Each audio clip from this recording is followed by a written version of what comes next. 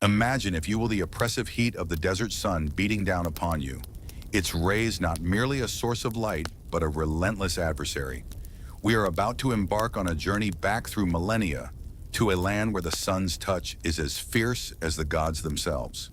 Welcome to ancient Egypt, a realm of breathtaking pyramids, enigmatic pharaohs and deities that scrutinize your every move. But beneath the golden masks and grandiose temples, a stark, unforgiving reality awaits.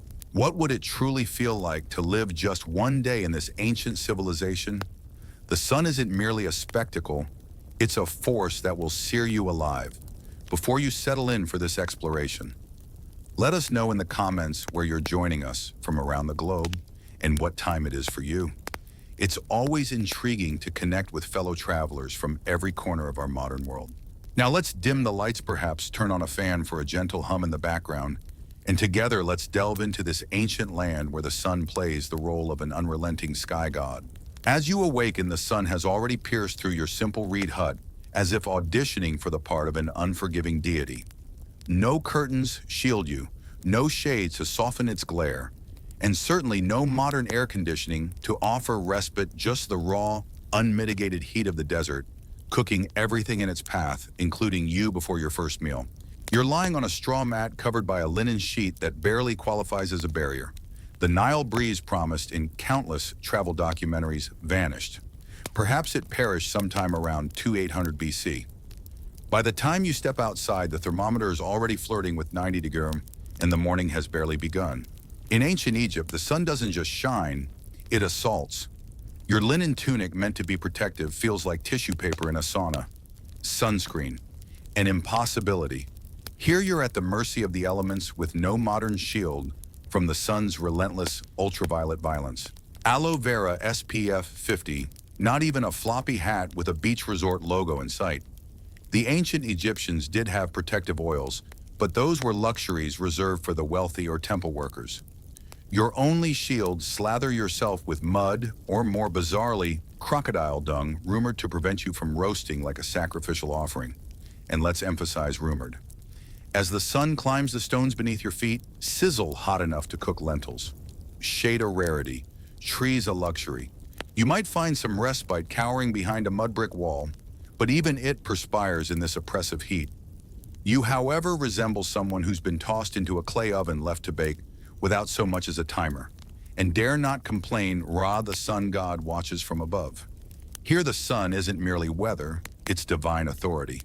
The more scorching the day, the mightier Ra feels. So if you're melting, consider it a spiritual accolade. To endure one day in ancient Egypt requires hydration, humility, and the resilience of a well-roasted chicken. And remember, this is just the morning. You've barely risen from your scratchy straw mat. The good news: the Nile is just a short walk away. The bad news: you can smell its presence long before you see it. Yes, the mighty Nile, the lifeblood of ancient Egypt, revered as sacred, the very reason civilization here thrives. Yet let's be frank, it smells like a fish market had a tumultuous breakup with a swamp. The banks teem with flies, frogs, and creatures that by all rights shouldn't possess legs but do. Here amidst this bustling chaos you bathe. Soap not invented yet, and even if it were, it would be far beyond your means. As you emerge from the Nile, the river's waters have washed away the remnants of yesterday's toil. However, let's not romanticize this daily ordeal. Imagine yourself enveloped not in luxurious soaps, but in the abrasive embrace of nature itself. Sand, the exfoliant of the Egyptian way, is your skin's companion. You rub yourself down with these coarse grains, a method akin to using nature's own sandpaper, albeit with less finesse. And while you might think washing clothes would offer some respite, think again. Here by the banks of the Nile, laundry is not a gentle affair.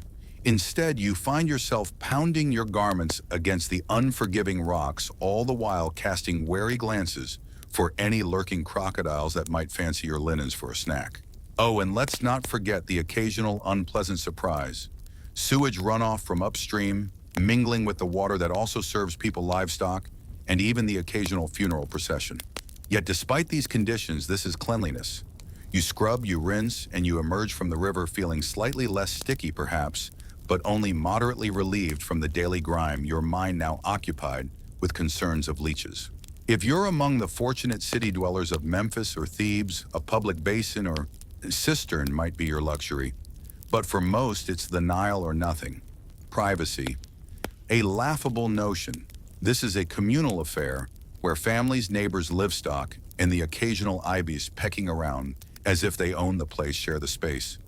Water jars are hoisted onto heads, a precarious balance, carried back to your mud brick abode before the sun transforms them into clay ovens. This daily ritual is more than mere cleansing. It's spiritual essential and tinged with a touch of trauma. Yes, the Nile is sacred, it nourishes you, cleanses you and quenches your thirst. But let's be clear, it's no sparkling oasis. It's a blend of miracle and biohazard, all you have in this ancient world. Now, having bathed in the crocodile-infested waters, sandpapered yourself to a semblance of cleanliness, your skin feels like a sun-dried fig. Breakfast awaits the most crucial yet least glamorous meal of your day in ancient Egypt. Let's set the stage. There are no gourmet delights here, no eggs Benedict, no vibrant fruit platters, and certainly no iced lattes to start your morning. In the humble sun-baked corners of ancient Egypt, the ritual of breaking fast was less of a culinary spectacle and more a strategic operation in refueling the body. Picture yourself perched precariously on a low stool, or perhaps squatting alongside your neighbors as the day's first meal unfolds. At the heart of this ritual lies the bread, the bread, not the fluffy, delicate kind we might daydream about, but a dense, rugged loaf as chewy as a leather sandal, crafted from emmer wheat or barley. Baked in clay ovens, sometimes shared with the local rodent population. Each slice might carry a gritty surprise, not as a deliberate ingredient, but as an uninvited guest from the grinding stones. A daily dose of minerals. You might jest, but in truth, it's a testament to survival. Then there's the beer. Let's not get our hopes up for a crisp, bubbly craft ale. This is something else entirely, thick, cloudy, lukewarm, more akin to liquid bread than any pint known today. It's a porridge in disguise, packed with calories and a faint fermentation, a medieval smoothie with a subtle tang of sour cereal. Why even the children partake in this brew, not for the taste, but for safety's sake. The brewing process at least rids the liquid of the parasites that lurk in the Nile, which, as we've noted, is less river and more petri dish. If fortune smiles upon you, and we mean truly beams, you might find an onion or a handful of dried dates to accompany your carbon foam concoction. Protein. Only if a fisherman has managed to catch something and resisted the urge to consume it raw on the spot. As you navigate your meal, flies descend in droves, treating your spread as their personal banquet. With one hand swatting at these unwelcome guests and the other clutching your cup, you ponder the irony that this might just be the highlight of your day. In ancient Egypt, breakfast isn't about savoring flavors. It's about sheer survival, fueling the body just enough to endure until the next meal. Once more, the gritty embrace of a sand-kissed brick of bread lands in your hands. Ah, bon appétit. You've savored your share of the coarse loaf, sipped the chunky brew, and snatched just enough rest to claim the title of functional. But now the real work beckons. Let me tell you, the toil of ancient Egypt would make today's burnout seem like a luxurious retreat. Unless, of course, you're one of the privileged few, a scribe, a priest, or perhaps royalty. But let's face it, that's not you. Your days are filled with muscle and dust, not the comfort of air-conditioned cubicles or the luxury of coffee breaks. No ergonomic chairs for you, just sweat, sand, and the looming threat of collapsing before the sun reaches its zenith. Are you a farmer? Then by dawn, you'll find yourself wading through the mud of the Nile, your feet sinking with every step as you pull weeds or plant barley. The overseer's shouts ring in your ears, a constant reminder of the relentless pace. Your tools, simple wooden plows, crude sickles, and your own bare hands. If your back aches, well, that's just a sign you're doing it right. For the laborers, the toil turns biblical. Picture yourself dragging multi-ton stones for the grandeur of temple construction, barefoot on ramps of gravel and hope. Here there's no gentle sea to cushion a fall. A stumble means a broken ankle and a dismissive shrug from your foreman. And if you're carving out tombs, that's a different beast altogether. You're there under the relentless sun, chiseling away at limestone, crafting eternal resting places for those who will enjoy more peace than you ever will. Misstep on a pharaoh's tomb, and your job security might involve a sealed chamber and a whispered curse. Nor are the women spared this grueling existence. Domestic duties are no less demanding.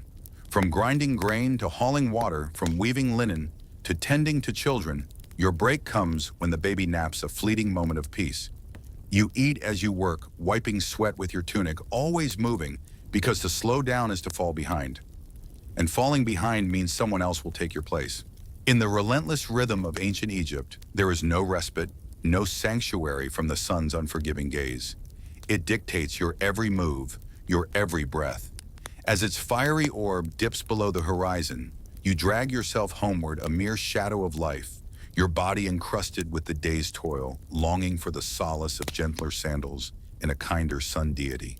The labor here isn't merely taxing, it's an unending saga, a covenant with survival etched into the very sinews of your being, persisting until your strength wanes or your overseer deems you no longer worthy of sustenance.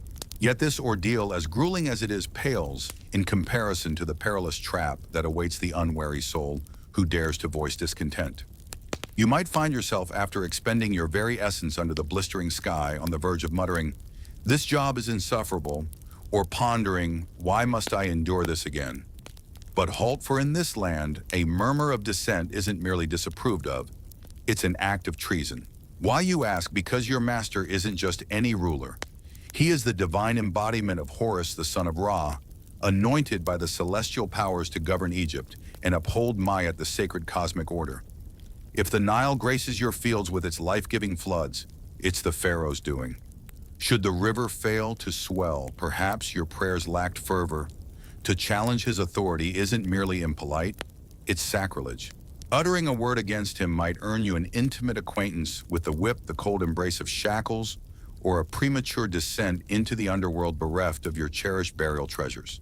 His visage is omnipresent, carved into statues, etched onto temple walls, stamped onto coins, even molded into your daily bread.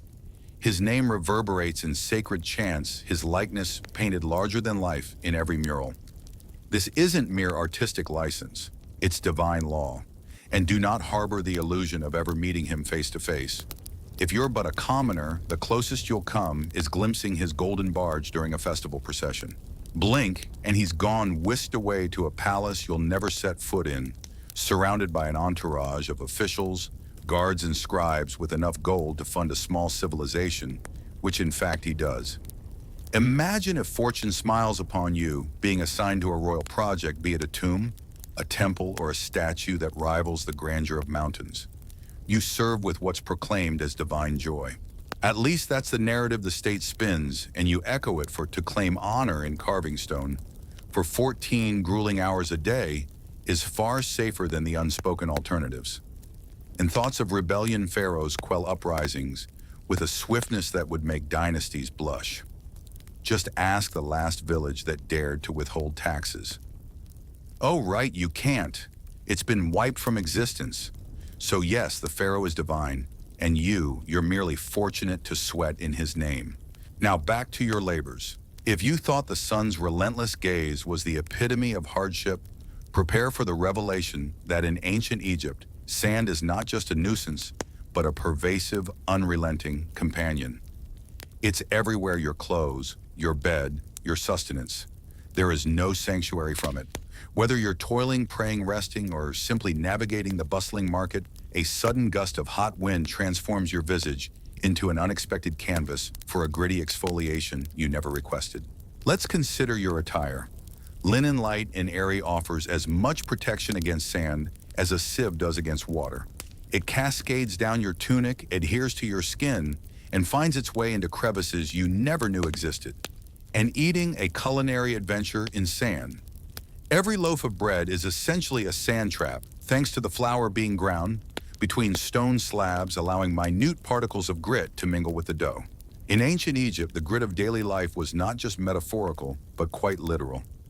Imagine grinding your teeth not only on your morning meal, but also on the millstones that turned your grains into flour. Dental wear was as common as the sun's rise, with teeth flattened like the smooth stones of the Nile. And let's not forget the omnipresent sand. Even your home, a humble mud brick structure, offered no respite from this relentless invader. Gaps, crevices, and windowless voids allowed the windblown sand to infiltrate every corner. Your floors were buried, your cooking pots seasoned with silt, And your bed, well, it was less a place of rest and more a sandy embrace.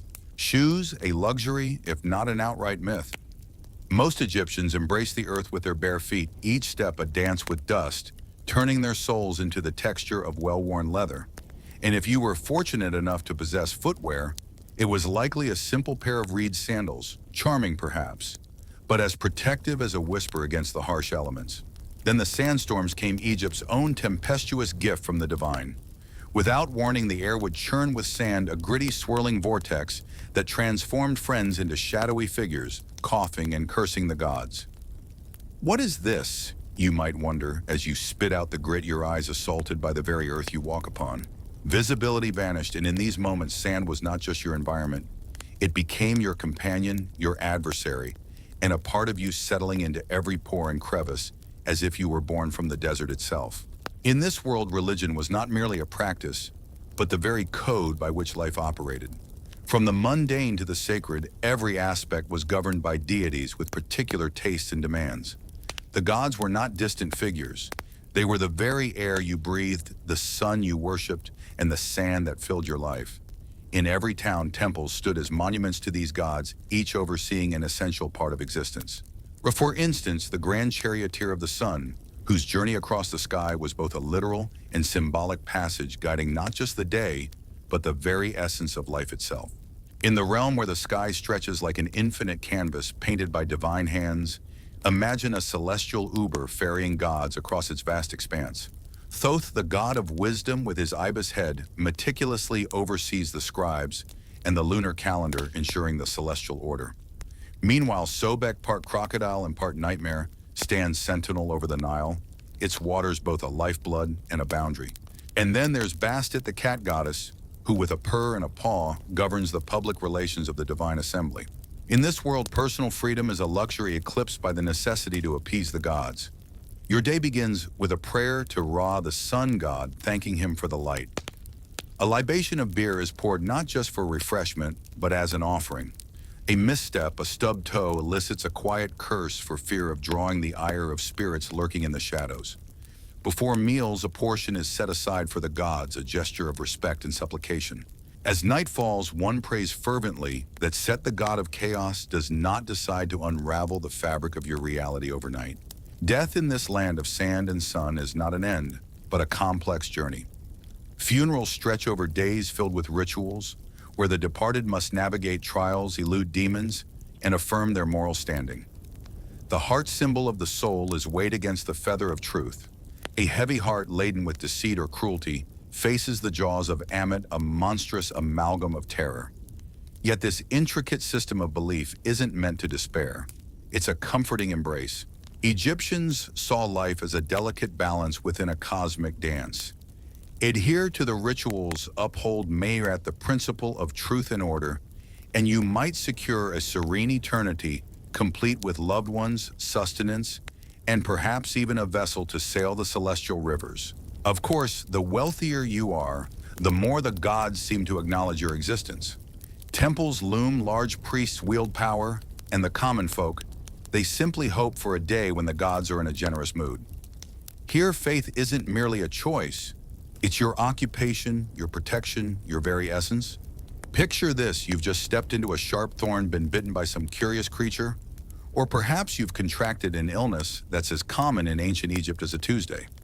Now you need medical attention, but forget about the sterile modern clinics of today. Here, healing comes with a twist of magic, a dash of herbs, and a whole lot of hope. First off, you're ushered to see a physician. Let's give credit where it's due. These ancient healers were at the forefront of medical knowledge for their time. They wielded surgical instruments, studied from detailed medical scrolls, and had a commendable grasp of human anatomy. Yet science in this era was always seasoned with a generous helping of the mystical. Imagine being handed a concoction of honey moldy bread and ground herbs. Surprisingly, honey fights bacteria, and the moldy bread contains primitive penicillin, making this remedy somewhat effective. But wait, before they apply it, the healer utters a protective incantation. Why? Because who knows, perhaps your stomach cramps aren't just cramps, but the work of a vengeful spirit or an irate deity. A headache. Oh, prepare for a treatment of crushed onions rubbed into your scalp, accompanied by a sacred chant. Chest infection. Here's a bizarre mix of cow dung and dates to be smeared on your chest. Let's see if it does the trick. And for an eye infection, a paste made from lizard blood ochre and beer topped off with a prayer to Horus. Surgery, yes, it was performed occasionally. Abscesses were lanced, bones realigned, and wounds stitched with linen. But anesthesia, there's none. Instead, you'll have a sharp knife, a friend to keep you steady, and a mud brick to scream into. And dentistry. Well, let's just say it's not the highlight of ancient medicine. With all that sand in your bread by your 20s, your teeth are more like worn pebbles. If one gets infected, your choices are stark. Endure it, succumb to it, or face a crude extraction. Isn't it fascinating how these ancient Egyptians, with their blend of science and magic, tried to heal the human body? How they ventured into the unknown with such inventive remedies, blending the practical with the supernatural, all in the pursuit of health and well-being. The tools of ancient Egyptian medicine, like pliers crudely crafted by a less than skilled blacksmith, were often as rough as the hands that wielded them. And let us not overlook the amulets. Whether you're in the throes of childbirth receiving stitches, or merely sneezing with too much vigor, a wise doctor or priest would likely adorn you with a charm. It was their insurance policy against the unseen serpent spirit, possibly entwined around your spleen. Yes, Egyptian medicine had its fleeting moments of glory, but more often than not, your only bandage was a whispered prayer to the gods. Now here's a twist that might astonish you. Ancient Egyptian women enjoyed rights that many women in subsequent civilizations could only dream of. They could possess property, manage their own businesses, seek divorce, and even challenge men in court. Sounds like a dream, doesn't it? But wait, before you fantasize about a time-traveling getaway to embrace your inner girl boss, consider the gritty reality. If you were a woman in ancient Egypt, your day began before the sun dared to peek over the horizon. You'd grind grain by hand with a monstrous flat stone, one that not only pulverized wheat, but also your spine. Then it was off to fetch water from the Nile, prepare breakfast, tend to the children, oversee the household, feed the animals, and if necessary, lend a hand in the fields. You were a one-woman show draped in linen with no time for yourself, no spa days, and certainly no concept of maternity leave. Childbirth was perilous and agonizing. Midwives offered their aid, of course, but there were no epidurals, no sterile environments, and certainly no soothing playlists to ease the pain. You'd deliver your child in a sweltering room filled with the smoke of incense and the murmurs of prayers, hoping against hope that complications would stay at bay. And let's touch upon fashion. Linen garments were light and airy, but there was no underwear, no shoes. The relentless sun scorched your skin sand, infiltrated every crevice, and insects considered you their personal dining table. Imagine, if you will, the opulent allure of Egyptian women, their faces painted with the artistry of the gods, using cosmetics that glistened with lead applied with sticks that could easily be mistaken for toothpicks. But let's not forget, the world of these ancient beauties was not just about appearances. Wealth could elevate a woman's status dramatically. Born into affluence, you might find yourself immersed in the scrolls of knowledge, managing vast estates, or even ascending to the sacred role of a priestess. And if fortune smiled upon you with royal blood, you could, like the illustrious Hatshepsut or the indomitable Cleopatra, rule with an iron fist and an equally fierce eyeliner. However, for the less fortunate, the story was starkly different. Here, the law might recognize your rights, but reality was a harsh taskmaster. Your days were filled with labor, your hands calloused from toil, your back bent under the sun's relentless gaze. You were not bound by chains, but by the relentless need to survive. Yet in this land of the Nile, women held a unique power. They could speak with authority in court, hold on to their inheritance, and marriage did not turn them into mere possessions. This was monumental compared to the shackles of many ancient societies. Yet comfort was not for the common woman. It was the privilege of statues and deities, not the mother swatting flies from her child while kneading the day's bread. You've endured another day in this ancient realm, your bread gritty, your buckets heavy, your prayers fervent to avoid the gods' displeasure, perhaps even outrunning a sudden sandstorm. But relaxation. Think again, for in this civilization, death was not the end, but the start of a complex bureaucratic journey through the underworld. The overseers of this world were stern, but they paled in comparison to the deities you'd meet next. Your soul would venture to the Hall of Mot, where before a council of 42 gods, you'd plead your case in what might be history's first legal deposition. I did not steal, you'd declare. I did not lie, nor did I covet my neighbor's donkey, hoping with every fiber of your being that the gods would find your words true. Then the ultimate test, your heart now, your judge and jury would be weighed against the feather of truth. Imagine your heart, the very seat of your soul, poised on a scale opposite the feather of Mahat, the emblem of truth, justice, and balance. Should your heart outweigh the feather, it whispers tales of a life steeped in wickedness. Enter Ammit, a creature of dread, a blend of lion, crocodile, and hippo, all terror incarnate. She does not merely detain or condemn, she devours your soul, annihilating it into eternal nothingness. In a culture fixated on immortality, this fate is the ultimate horror. And the stakes rise higher. Not only actions, but words can doom you. A single misstep in confession, one overlooked line during judgment, and boom, spiritual obliteration. It's akin to an open book exam where failing means being consumed by a mythological death hybrid. Yet if you prevail, rejoice, you ascend to the field of reeds in ethereal, idyllic Egypt, where souls thrive amidst boats, bountiful crops, and loved ones, perhaps with fewer sand fleas.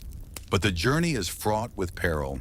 Egyptians were consumed by the preparations for the afterlife, from tomb construction to funeral rites and magical texts like the Book of the Dead, a spiritual guide brimming with prayer spells and handy advice. Never insult the crocodile god, for instance. So while the afterlife promises beauty, it demands a life lived with meticulous care. A single curse, an unpaid temple tax, and your next stop is Ammit's feast. Sleep well if you can. If there's a small mercy in ancient Egypt, it's the linen. Blessed, breathable linen crafted from plants forms the entirety of your wardrobe as well as everyone else's. It's light, it's cool, allowing your skin to breathe amidst the oppressive heat. That's the comfort, but here the comfort ends. Whether you toil as a farmer, construct as a builder, officiate as a priest, or sell as a vendor, you don this same attire. In the realm of daily attire, Egyptian men donned short white kilts or loincloths, a garment that whispered tales of simplicity and practicality. Women, on the other hand, draped themselves in linen dresses that flowed straight and sleeveless, occasionally supported by delicate straps. The upper echelons of society adorned their clothes with pleats, beads, or intricate patterns, while the less fortunate wore plain whites or slightly grayish hues, their fabric telling the story of days since the last wash. Oh, the washing. There by the Nile's banks, they scrubbed their clothes, ever watchful for the sudden appearance of a hippo from the river's depths. Most walked barefoot, feeling the earth beneath their feet, for sandals woven from reeds or crafted from leather were a luxury reserved for special occasions or the temple priests. Imagine, if you will, the sensation of hot sand squishing between your toes or the sharp sting of a rock pressing into your heel. Accessories were not mere adornments, but carried purpose. Amulets offered protection, necklaces signified status, and eye makeup crafted from powdered coal did more than beautify. It shielded eyes from the sun's glare and warded off infections. Imagine eyeliner with a job, yet the bugs cared not for one's attire. Flies, gnats, mosquitoes all saw the airy linen as an open invitation. Throughout the day, one would be swatting, incessantly applying perfumed oils, and hoping against hope that the linen wouldn't cling to their skin like a wet curtain under the relentless sun. And the seasons, Egypt knew not of them, only hot and slightly less hot. Thus your linen ensemble was your constant companion from the scorching 110th days to the cooler 73rd evenings. Yes, the clothing of ancient Egypt was light, elegant, and undoubtedly more comfortable than the cumbersome garments of the Romans to come. But let this not deceive you. Beneath the breezy tunics, life was a tapestry woven with labor, heat, sand, and the persistent buzz of bugs. How did they endure such a life where even fashion had to fight for its place? Your personal space trampled upon, you've weathered yet another scorching Egyptian day, hauling bricks under the relentless sun, dodging the swirling chaos of sandstorms and praying your linen holds up. But in the ancient land of Egypt, survival is a fleeting affair. No matter how resilient you may be, the odds are you won't see past 35. Let's delve into this harsh reality.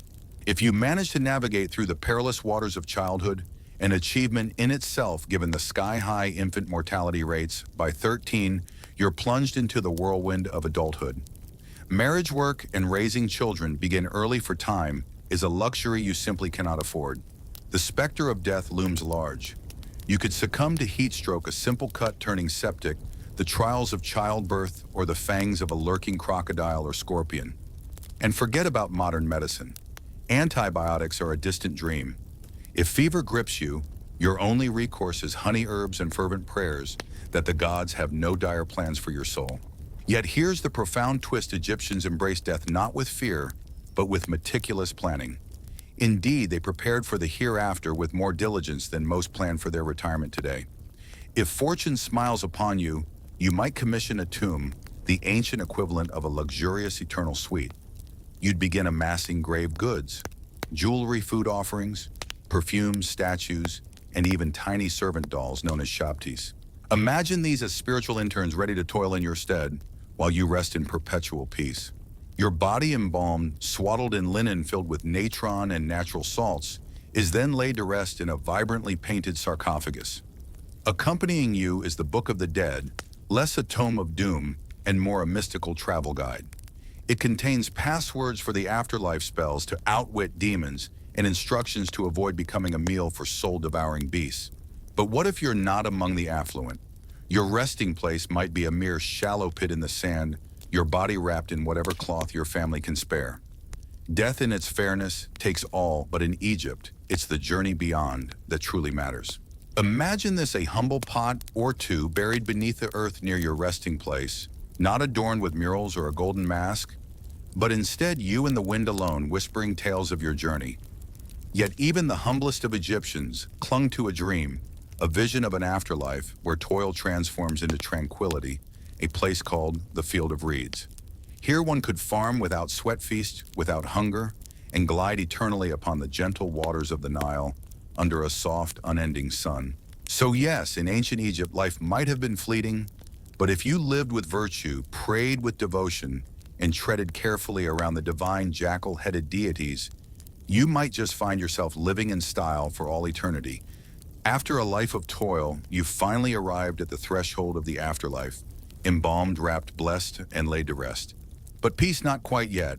Even in death, your possessions could betray you. Picture this: tombs, those sacred vaults brimming with treasures, not just for this world, but for the next. Gold amulets shimmering in the dark, exquisite jewelry, vials of perfumed oil, statues carved with precision, and for pharaohs, entire boatloads of wealth, all meant to accompany you into the afterlife. But here lies the irony: a tomb stuffed with riches is but a siren's call to those with chisels and dark intentions. Tomb robbery was rampant, a problem so pervasive it demanded solutions. Pharaohs in their wisdom attempted to safeguard their treasures by secreting their tombs within cliff faces, securing them with trap doors, and inscribing ominous curses on the walls. Imagine the threats: may a crocodile devour your soul, or may your limbs be twisted forever by a serpent of fire. Alas, these curses fell on deaf ears. Grave robbers armed with insider knowledge came by night stealthily. Sometimes they were locals, at times corrupt builders of the very tombs they desecrated. Shockingly, even priests and guards, those entrusted with the sacred duty of protection, partook in this sacrilege. The consequences for such betrayal were dire: public beatings, mutilation, exile, or death. Yet the allure of the treasures, the promise of wealth, proved too tempting, turning the sanctity of death into a battleground for the living. In the heart of Egypt's ancient sands, the allure of hidden treasures often beckoned the desperate and the daring.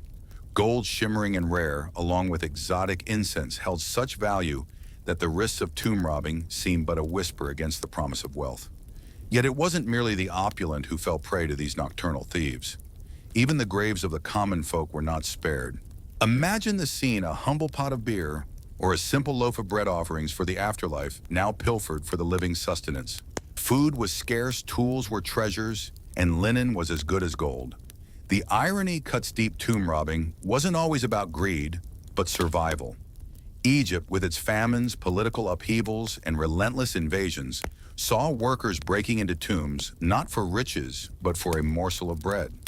When your children's cries for food echo through the night, what once was sacred becomes dinner. Thus, in ancient Egypt, death offered no sanctuary. Your final resting place could be ransacked, your identity obliterated, and your mummified form exposed by the desperate swings of a pickaxe, wielded by those with little regard for morality. Rest in peace only if your tomb remained a secret lost to time and memory. And what of those enigmatic hieroglyphs adorning the temple walls? Those majestic birds' all-seeing eyes, slithering snakes, and delicate lotus flowers, not to mention men depicted in a peculiar sideways stride as if strutting on some celestial runway. Ancient Egyptian hieroglyphs are a visual feast, a labyrinth of symbols and signs, each with its own story.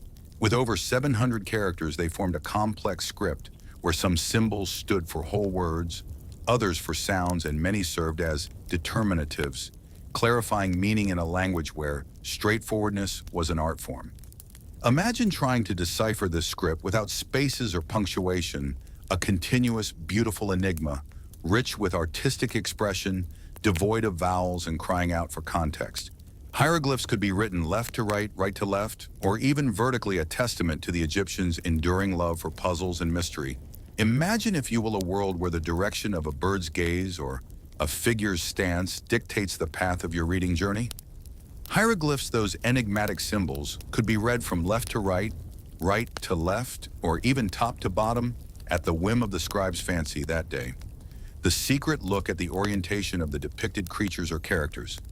If they face right, your eyes must follow suit. Leftward facing, reverse your reading direction. But if they're upside down, that's where the real challenge begins. Becoming a scribe was not a path for the everyday citizen. Literacy was a rare gem, with perhaps only 1% of the populace able to decipher and inscribe these sacred symbols. To join this elite cadre, one had to embark on a rigorous journey of education, beginning in childhood. The apprentice would commit to memory hundreds of symbols, tirelessly copying scrolls, until their hands, by the tender age of 15, might well have resembled the claws of the very birds they often drew. Yet the rewards were immense. Scribes were not only respected, but also well-nourished and spared the grueling physical labor of the common folk. They wielded their pens to craft tax records, legal documents, personal correspondences, and sacred texts, holding a quiet power over the society's pulse. For the rest, hieroglyphs were not merely symbols, but vessels of the divine. Writing someone's name was to preserve their soul for eternity, while erasing it meant their spiritual obliteration. Thus, spelling was not just a matter of correctness, but of life and death. So while hieroglyphs might appear as ancient emojis, they are far more complex, a linguistic puzzle entwined with myth, mathematics, and mystery. Beautiful, yes, but far from simple to master. After navigating through 14 chapters of scorching heat, gnawing hunger, endless sands, pervasive superstition, and the backbreaking toil of daily life, one must ponder. Could you truly endure a single day in the harsh reality of ancient Egypt? Let's be candid. The allure of golden tombs, the scent of lotus in the air, the grace of hieroglyphs, and the fascination with gods bearing animal heads while enchanting, they veil a world where survival was no easy feat. Behind the grandeur of monuments and the splendor of art lay a stark, unforgiving reality that spared no one. Ah, the elite. But let's delve into the daily grind of the common Egyptian, where the sun rose not just on a new day, but on a life of toil and tribulation. Imagine awakening to the coarse touch of a dirt floor beneath you, swathes of flies buzzing like an incessant whisper of the harsh life to come. If you didn't work, you simply didn't eat, a stark reality that hung over you like the ever-present cloud of dust. Your feet, toughened yet tender, treaded the scorching sand, each step a testament to endurance. You fetched water, your back bending under the weight of necessity, and cooked over fires that licked at the sky. Living in such close quarters with bugs, smoke, and the livestock whose company was as constant as the sunlight was anything but solitary. Disease lurked like a shadow, and the fear of divine retribution or a venomous visitor in your sleeping mat was ever present. No toothpaste to freshen your breath, no medicine to ease your ailments, no retirement plan to dream of peaceful days ahead. Perhaps if fortune smiled, you owned 2 sets of linen to clothe your weary body. You served a god king whose whims could strip you of your land under a sky that seared your skin by noon. Your faith demanded not just worship, but a divine test after death, a trial to gain entry into an afterlife where the stakes were eternal. And what of the comforts you didn't possess? No antibiotics to fight infection, no sunscreen to shield your skin, no privacy to call your own, no plumbing to ease your daily chores, no painkillers to dull the ache of existence, and no escape from the life you were born into. Once your class was set, your path was as unchangeable as the Nile's flow. Yet amidst this, the ancient Egyptians thrived. They embraced life with a fervor that painted their existence in vibrant hues. They danced, they laughed, they celebrated with music and feasts, reveling in family and festivals. They created art, told stories, and built monuments with such precision that they whisper their tales to us even now. But could you, dear modern soul, with your air conditioning, your filtered water, your pain relief, your comfortable shoes, and your endless digital distractions, truly survive here? Could you endure the second sandstorm, let alone the life that followed? No, you likely wouldn't last a day in ancient Egypt. But that's all right. They endured for millennia. Perhaps, just perhaps, that's why their legacy endures. In the heart of ancient Teotihuacan, one pyramid stands tall, a silent sentinel to the resilience of the human spirit. Its haunting facade, you can't help but shiver, feeling the weight of history pressing upon your shoulders.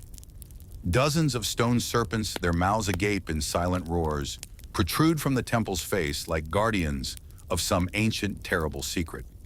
This is not merely a place of worship. This is the temple of the feathered serpent, known to many as Quetzalcoatl. Unlike the serene temples that stretch toward the heavens in humble adoration, this edifice exudes a palpable sense of menace. From the very first step you take toward it, an unnerving sensation envelops you, as though countless eyes, cold and unblinking, are scrutinizing your every move. These serpentine sentinels are not mere ornaments. They are stern admonitions, harbingers of divine fury, and under their relentless watch, a chilling past has been unearthed. Decades of careful excavation have peeled back layers of soil and time, revealing not the expected relics of piety, but a macabre tableau. Concealed beneath the temple's foundations lie not just tokens of devotion, but a scene of profound horror. Over 200 bodies, many decapitated, their hands cruelly bound, have been found. These were not ordinary burials. Young warriors, perhaps their lives abruptly ended, laid out with a chilling precision that speaks of ritual sacrifice. Some were interred with obsidian knives by their sides, others adorned with ghastly necklaces of human teeth or jewelry fashioned from jawbones. This was not a chaotic burial. Every position, every artifact was placed with deliberate intent, a grim tableau of symbolic significance.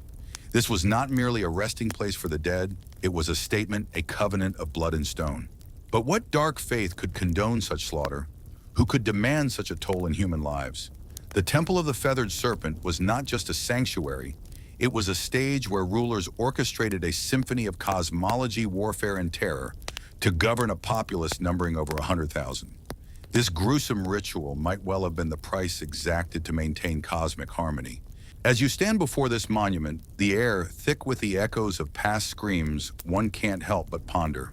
Was this the price of divine favor, or merely the brutal assertion of human power? As you stand within this sacred sanctuary today, your eyes fixed upon those intricate stone serpents, you're not merely beholding art or architecture.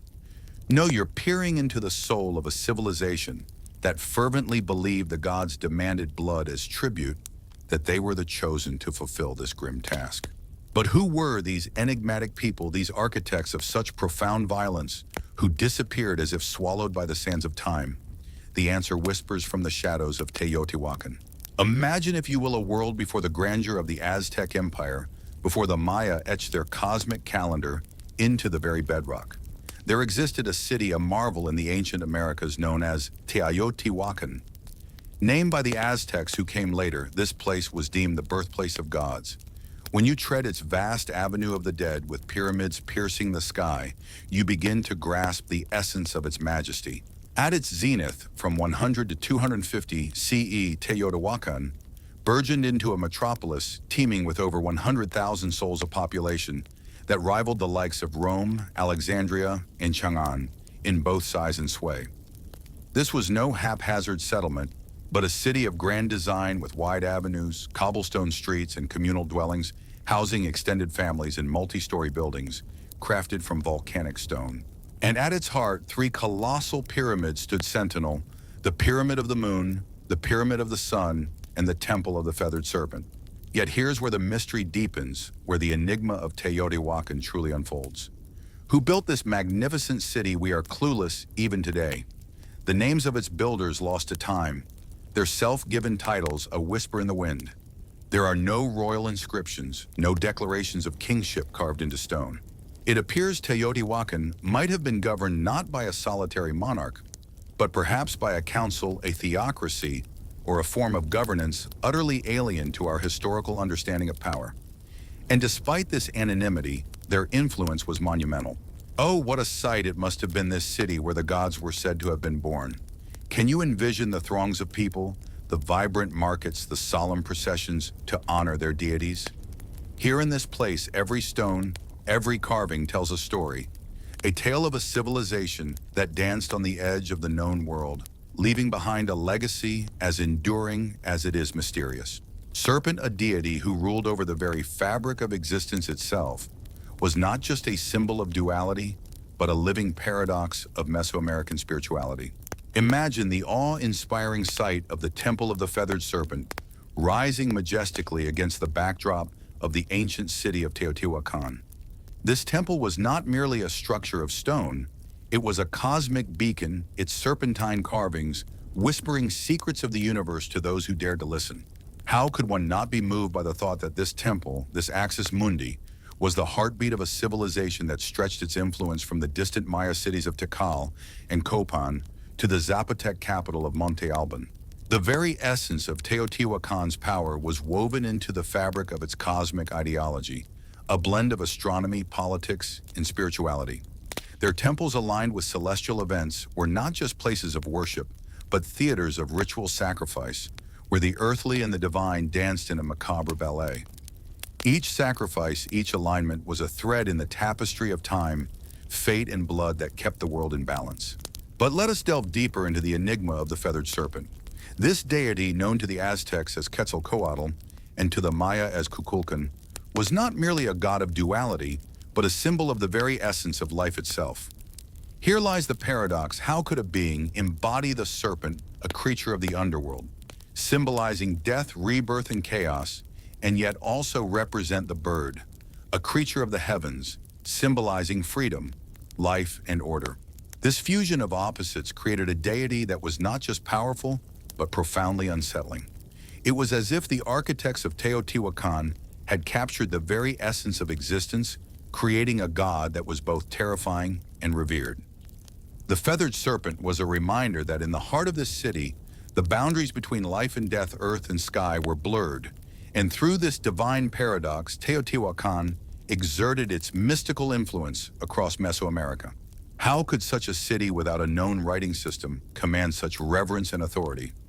Perhaps the answer lies not in words, but in the silent, sacred geometry of its temples, in the cosmic dance of its rituals, and in the enigmatic figure of the feathered serpent, whose dual nature encapsulated the very heartbeat of the Mesoamerican world. The feathered serpent was not merely a deity, he was the very conduit between realms. On the temple's facade, his likeness is etched in profound relief, a spectacle of dozens of images. Bulging eyes bared fangs, feathers adorning his headdresses, these portrayals have puzzled historians. Some argue they depict the god in his purest form, while others see them as warriors or priests draped in divine regalia to assert their dominion. The temple is a canvas alive with these snakebird hybrids, as if its walls pulse with the god's divine essence. But this deity was not only a celestial being, he was intrinsically linked to the darker rites of sacrifice. Blood was the essence that propelled the cosmos forward. Quetzalcoatl, though later celebrated as a gentle civilizer, bore a much more sinister role in Teotihuacan. He craved not just maize or incense, but the very lifeblood of his followers. In myth, he ventured into the underworld not just to gather the bones of the departed, but to forge humanity anew. Yet life could not spring from death without a pact. The gods sacrificed themselves for humanity, and in turn humans were bound to reciprocate. The Temple of the Feathered Serpent was more than a monument of devotion. It was a cosmic machine engineered to unite the sky, the earth, and the netherworld through sacred rites. Each stone, each serpentine carving each life laid down was a cog in this grand design. Teotihuacan did not merely revere the feathered serpent. They lived his logic, his paradox, his power, and his blood.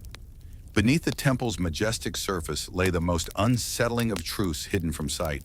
For centuries, this temple stood as a silent sentinel, its grandeur slowly being reclaimed by time. Local legends whispered, scholars speculated, but none could fathom the secrets entombed beneath its ancient layers until the late 1980s and early 2000s, when archaeologists pierced through to its heart. What revelations awaited them? The discovery beneath the temple's foundations was not just unexpected, it was deeply unsettling. Concealed within the earth were a series of chambers and pits long sealed and untouched, each meticulously filled with human remains. These weren't the chaotic aftermath of battle or plague. No, these were deliberate, systematic, ritualistic sacrifices, chilling in their precision. Over 200 young men, many between the tender ages of 15 and 25, were found. Some adorned with necklaces crafted from human jawbones, others with their hands cruelly bound behind their backs, and a few tragically decapitated. Scattered among them lay obsidian knives as sharp and black as the darkest night, the unmistakable instruments of ritual slaughter. Yet the horror deepens. The bodies were not merely buried. They were arranged with an eerie precision, placed in quadrants aligned with the cardinal directions, possibly to reflect the cosmos itself. Even the count of the bodies held significance. This was not mere death, this was meaningful death. Offerings enveloped the victims' jaguar bones, serpents' exotic shells from the distant Gulf Coast, intricately carved figurines, and unused obsidian blades. These were not acts of punishment, but of reverence. These young men, likely warriors, were chosen not to perish in disgrace, but to ascend in sacrifice, part of a transcendent purpose. To the Teotihuacanos, perhaps every stone of the temple demanded its blood tribute. Each layer of construction possibly consecrated with life's essence. The deeper the archaeologists dug, the more they uncovered sacrifice. In one chamber, they found tunnels lined with mercury and mica materials linked to the underworld. The floor shimmered, mirroring the night sky, or perhaps symbolizing a passage to the realm of the dead. As they delved further, it became clear this temple wasn't just built upon death, it was constructed with death as its very foundation. What does this reveal about the sanctity of life in their culture? The more we uncover, the more we must question, the more we must reflect on the sacrifices made in the name of the divine. The blood did not merely chance upon the stone, it was destined to be held there, a sacred offering to the divine.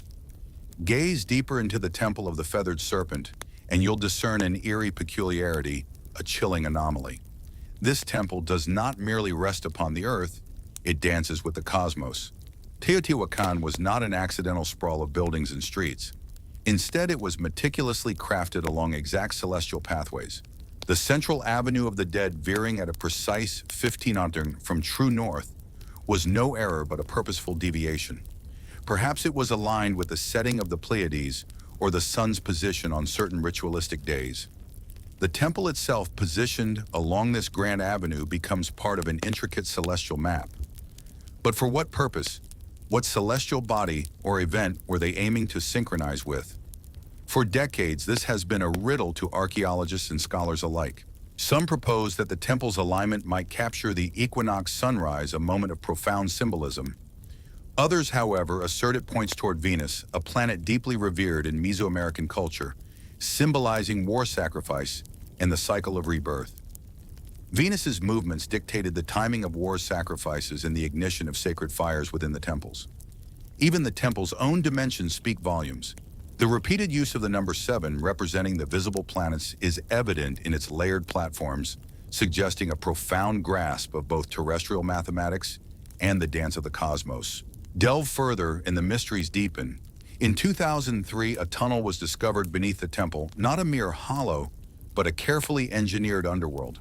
Its walls, once adorned with powdered pyrite, would have glittered like the night sky. With mercury pools and walls meticulously aligned, this tunnel was crafted to mirror the heavens. To traverse it would be to journey through the Milky Way itself, a symbolic voyage into the heart of the universe. Why create such a place? What does it tell us about their understanding of the cosmos and their place within it? This is more than architecture. It's a testament to a civilization's quest for cosmic harmony. Imagine descending into the depths of the underworld, or perhaps embarking on a journey towards rebirth. Was this temple not merely a site of sacrifice, but rather a cosmic engine, a portal that fused the earth's sky and the ethereal realm? Some scholars propose that the Teoti perceived time as a boundless circle, not a fleeting line. Each ritual, each architectural marvel, each offering of blood was not a singular act, but an integral part of an endless cycle, death ushering in renewal sacrifice as the seed for rebirth. The temple's precise alignments might have served not only to forecast celestial movements or synchronize agricultural cycles, but more crucially to divine the optimal moments for sacred offerings. The Temple of the Feathered Serpent was not merely gazing at the stars, it was engaging them in conversation. This magnificent structure was not just a spiritual lighthouse, but also a political arsenal. Its very architecture was designed to awe, to intimidate, to remind every onlooker, whether from nearby lands or distant realms, of who truly wielded power in Teotihuacan. Picture yourself a visitor from a lesser city-state arriving at the Avenue of the Dead, already awestruck by the grandeur of Teotihuacan. Yet as you approach the Temple of the Feathered Serpent, you halt in your tracks. The serpentine heads leer at you, their fangs menacingly exposed. Jaguar motifs seem to roar from the stone. The vast plaza before you, once thronged with immense gatherings, not just for festivity, but for public spectacle. You might even witness a sacrifice firsthand. The ruling elite of Teotihuacan grasped a fundamental truth: fear is power. And what better way to evoke fear than through the display of divine retribution? By staging ritual executions in the glaring daylight amidst cosmic symbols and the imagery of death, they broadcast a clear edict. The gods are with us and we do not shy away from their demands. Yet this was no mere chaos. It was a spectacle, a performance. Priests adorned in feathered headdresses and obsidian masks would chant, dance, and let blood flow, transforming cosmic lore into a political spectacle. Isn't it astonishing how this temple not only looked to the stars, but also spoke to them? In the heart of Teotihuacan, the temple's grandeur was not merely about appeasing the gods. It was a spectacle to remind all who gazed upon it that the city's rulers held the keys to the divine realm. They alone possessed the power to beckon the rains, safeguard the populace, or vanquish foes. This notion was not just whispered in hushed tones, but was etched into the very fabric of the city's design. From the lofty tiers of the temple, leaders cast their gaze down upon the plaza below, orchestrating not only the story, but the very stage on which it played out. The citizens in turn looked upward, their eyes tracing the path from the gods to their rulers, to the sacrificial ceremonies, understanding their own humble role in this grand cosmic drama. And for those beyond Teotihuacan's borders, the city did not need to wield swords to conquer. Its symbols were its weapons. Visiting dignitaries returned to their lands, their minds alight with tales of awe and dread. They recounted visions of feathered serpents of endless avenues and of blood rituals that painted the sky a fiery red. In an age where deities governed through terror, Teotihuacan positioned itself as the divine spokesperson, with the Temple of the Feathered Serpent echoing the loudest of all. At its zenith, Teotihuacan was the pulsating heart of Mesoamerica, a city of fire and stone, of gods and blood, seemingly destined for eternal glory. Yet around the year 550 CE, the rhythm faltered. Something shattered. The ensuing silence was as chilling as the cold stone faces of the serpent heads adorning the temple. The decline of Teotihuacan was not marked by a thunderous collapse, but was a slow decay, then a sudden plunge. Decades prior, subtle signs of strain had begun to surface, hinting that the cosmic machinery was winding down. Evidence now suggests a prolonged drought, the failure of crops, and the stirring of social unrest. The structures that had once supported this majestic city, centralized authority, religious hegemony, cosmic harmony, began to buckle under the weight of these pressures. Then came the flames. Archaeologists have unearthed extensive layers of burn marks across elite residences, sacred temples, and administrative centers, including signs of violent destruction at the very heart of the Temple of the Feathered Serpent. The serpent of feathers, a symbol of divine power, now lay in shambles. Astonishingly, the modest neighborhoods of the lower classes remained largely untouched. This was no foreign invasion. It was an uprising, a rebellion from within the city's own heart. Imagine the very people who once marveled at sacrifices turning against their priestly rulers in a fervent quest for change. The temple, once a beacon of celestial authority, was now violated. Its sculptures marred, flames licking at its sacred spaces, and its sanctity desecrated. Then an eerie silence fell over Teotihuacan. Not an instant abandonment, but a slow, mournful decline. Trade routes crumbled, artistic creation ceased, the grand rituals ended, and the ruling elite vanished into the shadows. The voice of the temple, once resonant with divine command, was silenced. Yet the enigma of its fall only deepened over time. Centuries later, the Aztecs, arriving in the Valley of Mexico, encountered these ruins. They were struck with awe, believing these structures were crafted by the gods themselves. They named it Teotihuacan, the place where gods were born, weaving their own myths around these ancient pyramids.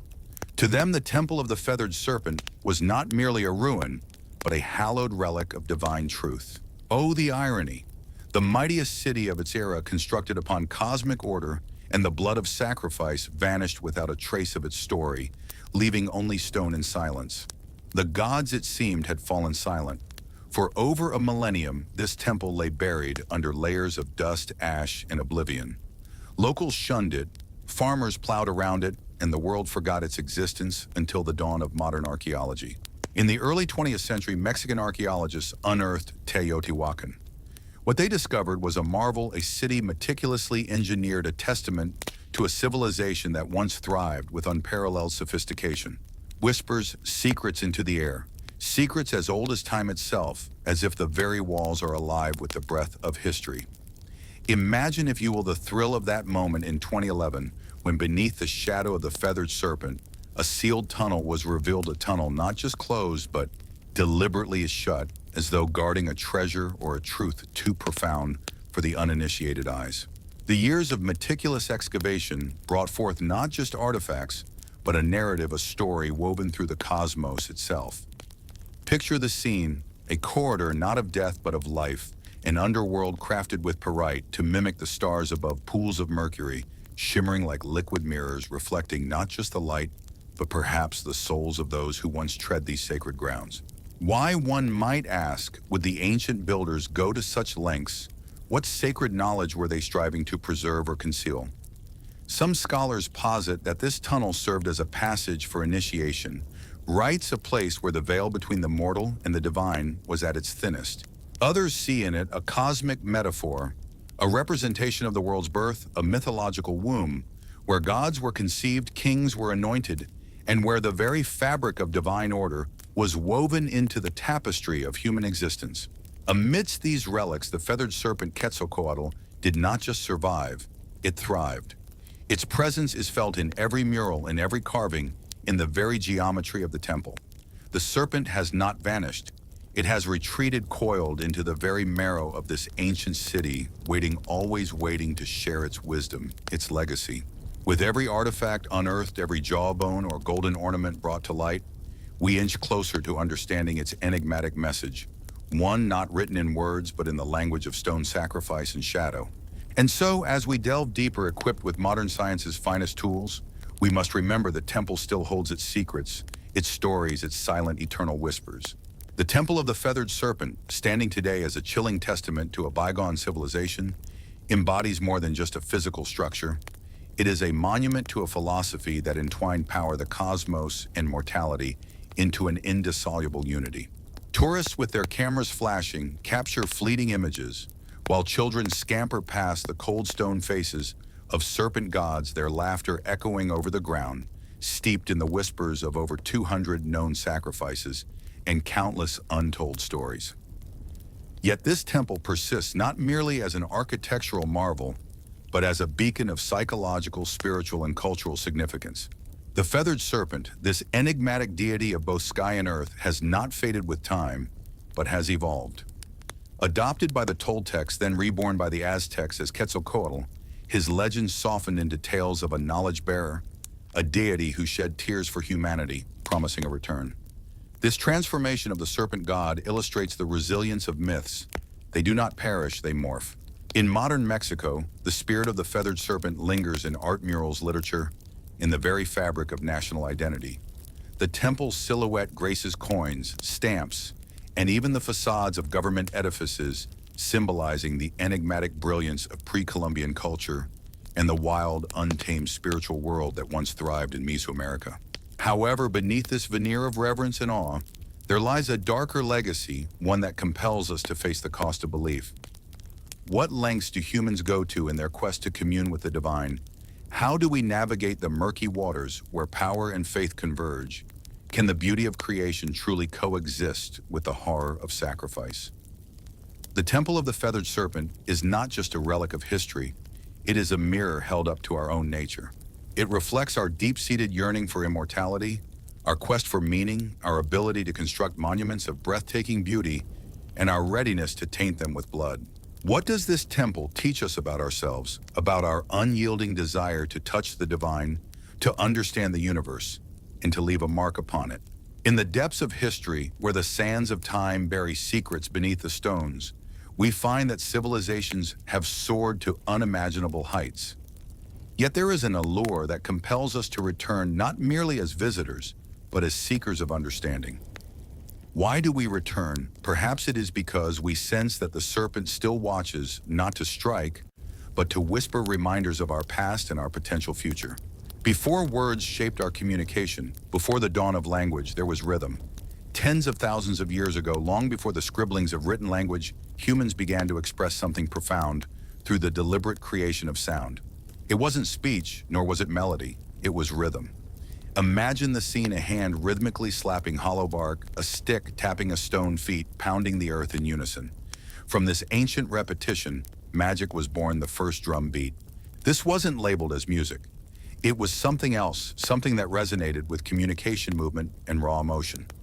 Anthropologists have unearthed remnants of these primitive percussion instruments over 30,000 years old, crafted from the simplest of materials, tree trunks, hollowed gourds, stretched animal hides. These were not mere playthings or idle pastimes. They had purpose, profound and necessary. Picture a tribe dispersed through the dense forest. A single beat from a distant drum, and instantly messages are conveyed. Danger looms, festivities commence, or the gods are attentive. These early drums transcended mere tools. They became an extension of the human body, an external heartbeat pulsating through the valleys. Drumming was not a spectator sport. It was a collective participation around fires under the starlit sky, within caves where the air itself seemed to quiver with the echoes. It was an experience, a shared heartbeat, a communal pulse that connected every soul present. Isn't it mesmerizing to think that the very essence of our humanity might have been shaped by the primal rhythms of the drum? Long before the first flutes were crafted or string instruments, even imagine the drum pulsed with life, grounding us in the heartbeat of time, sculpting our rituals and knitting individuals into the fabric of tribes. Ah, the drum. It was humanity's inaugural instrument, perhaps the very first thread in the tapestry of our collective identity. No matter where people roamed on this vast earth, they sought something to strike, to beat, to capture the essence of the moment. Because when words failed us, rhythm spoke volumes. And oh, what a profound language it was. In the nascent days of human civilization, drums transcended mere instruments. They became sacred voices resonating with the unseen.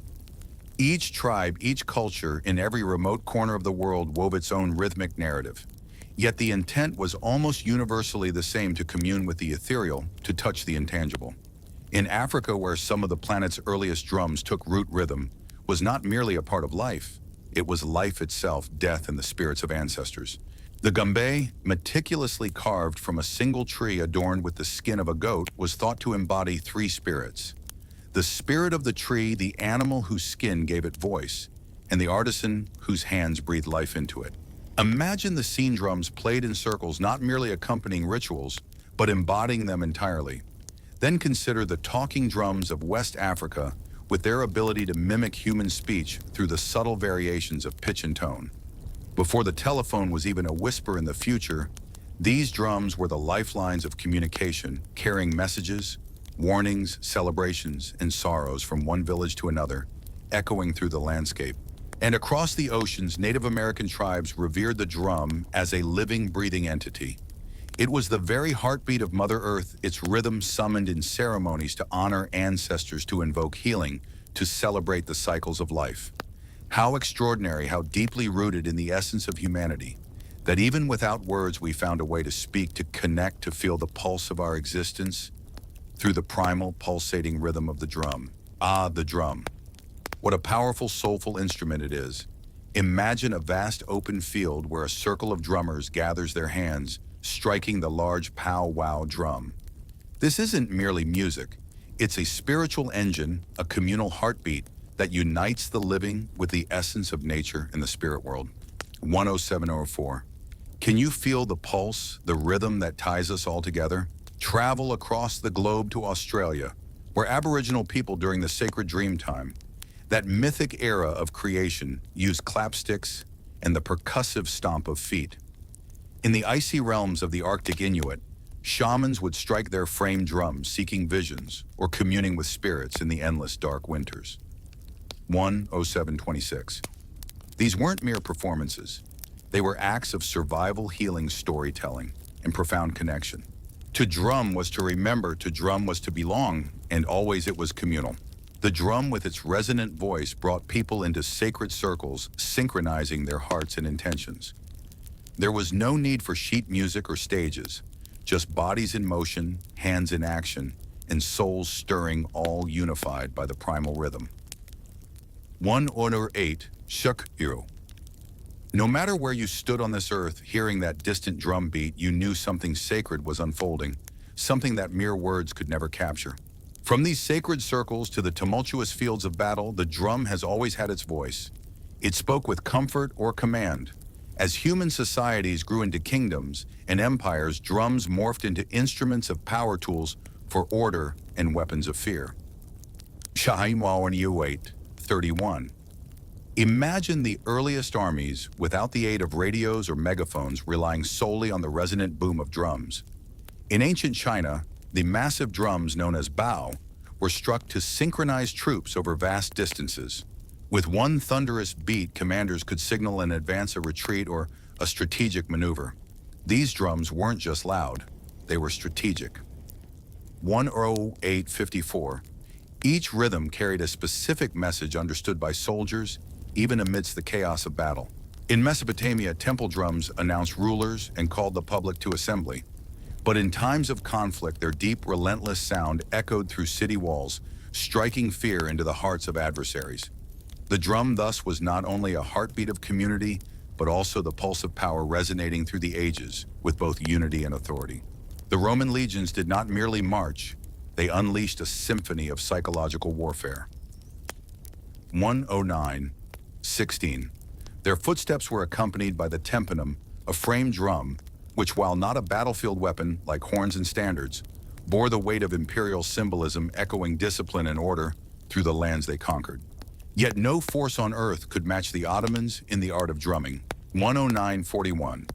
With their meterbands, the first military orchestras known to mankind, they unleashed a torrential storm of drums, cymbals, and horns that could shatter the morale of any adversary before a single arrow was loosed.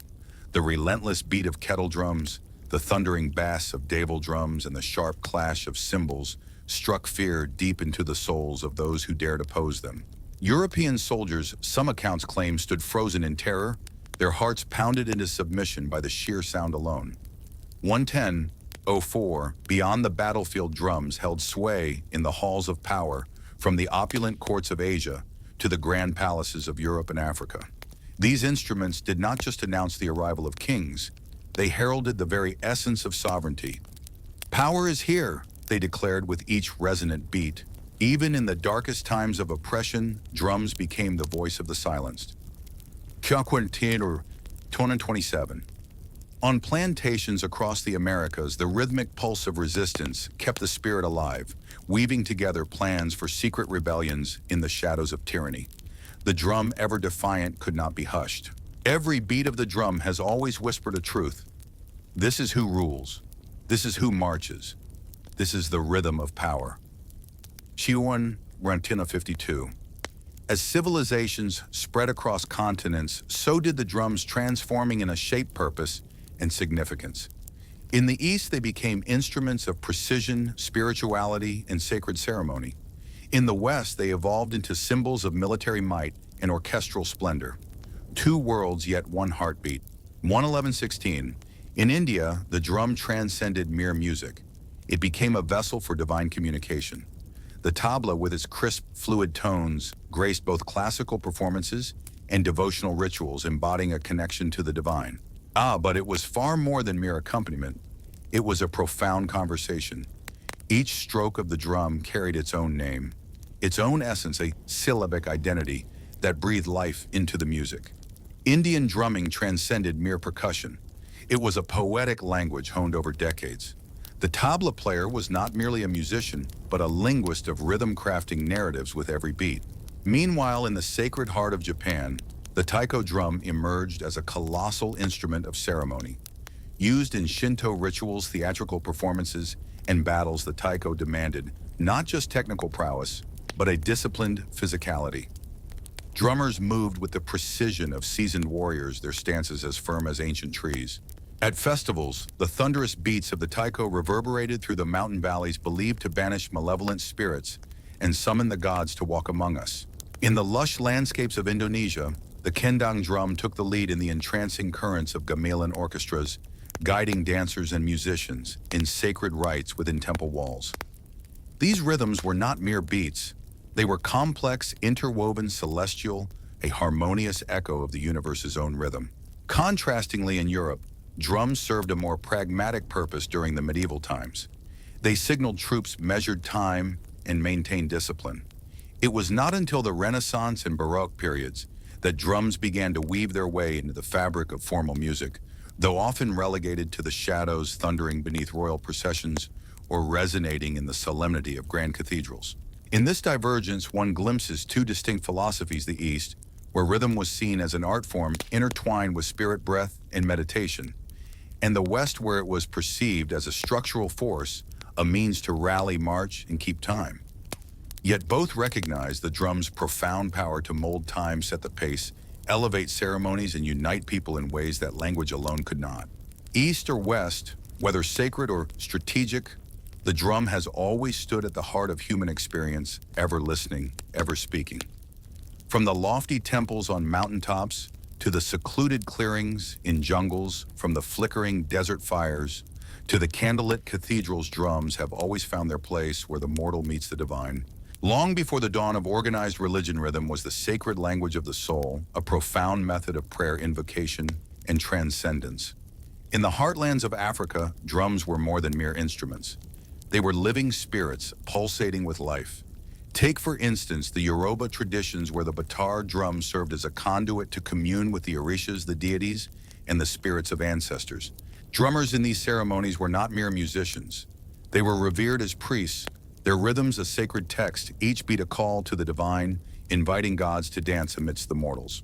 Each rhythm had its purpose, each strike a divine directive. In the vibrant tapestry of Hinduism, even gods hold a drum. Lord Shiva, in his majestic form as Nataraja, wields the damaru, a small hourglass-shaped drum, as he performs the cosmic dance of creation and dissolution. Its beat, subtle yet resonant, symbolizes the universe's very heartbeat, echoing from nothingness to existence. In the serene halls of Buddhism, the ritual-framed drum, with its gentle, slow beats, acts as a guide for the breath and consciousness during chants and meditations. It does not command attention with volume or force. Instead, it softly nudges the practitioner back to the now, to the essence of presence.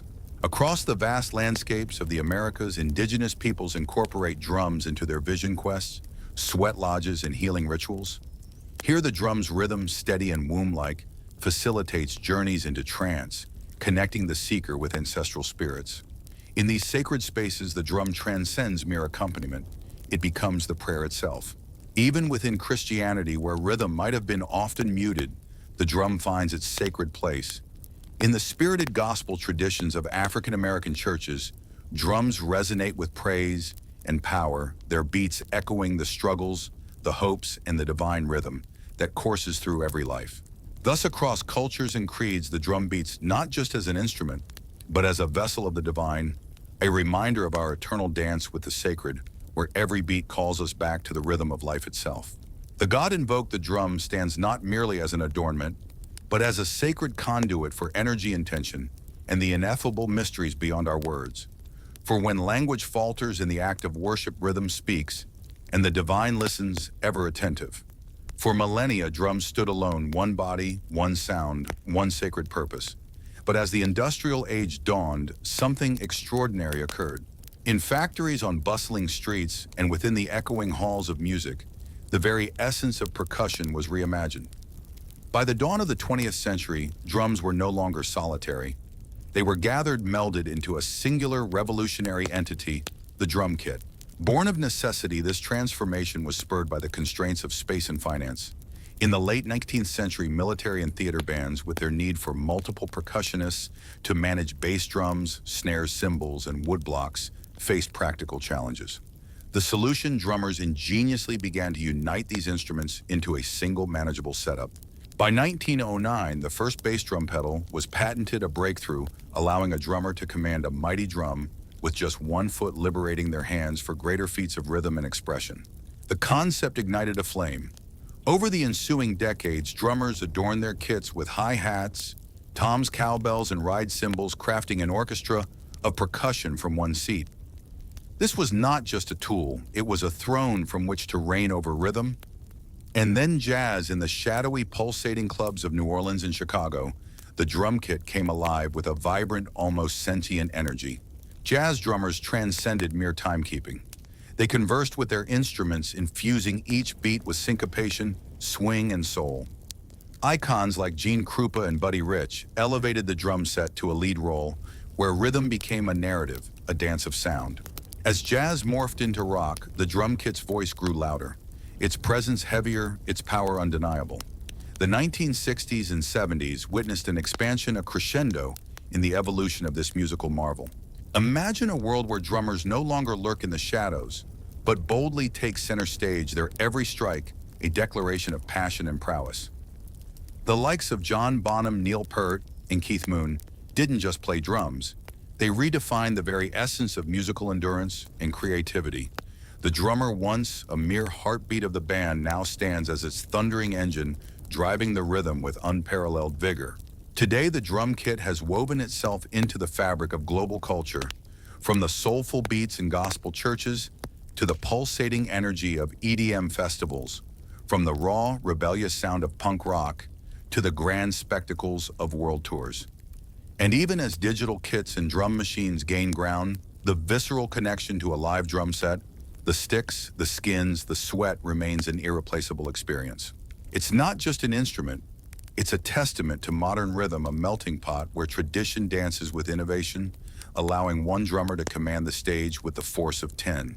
Across continents, the drum has evolved into myriad forms, each with its unique voice, identity, and purpose. These aren't merely tools for music. They are the signatures of cultures crafted from the earth's own materials, shaped by the hands of its people, and echoing the rhythms of daily life. In West Africa, the djembe isn't just an instrument. It's the pulsating heart of community gatherings, speaking in sharp slaps and deep resonant tones, telling tales and engaging in lively, spontaneous conversations. Nearby, the dundun sets the foundational beat, a rhythmic anchor around which dancers whirl and spin. In Africa, a drum ensemble transcends mere music. It becomes a dialogue between the spirit's ancestors and the living, a celebration of existence itself. Meanwhile, in the Middle East, the darbuka, with its goblet shape crafted from clay or metal, delivers crisp, fast-paced rhythms essential for the fluidity of belly dancing and the intricate layers of classical Arabic music. Its voice is sharp, its call demanding precision and eliciting movement. And then across the Caribbean and Latin America, drums narrate a tale of resilience and cultural fusion. The conga bongo and timbales resonate with the rich blend of African, indigenous, and Spanish influences, each beat a testament to survival and creativity. Here, the drums do not just play, they tell stories of heritage, of overcoming, of life in its most vibrant form. Can you hear the drums?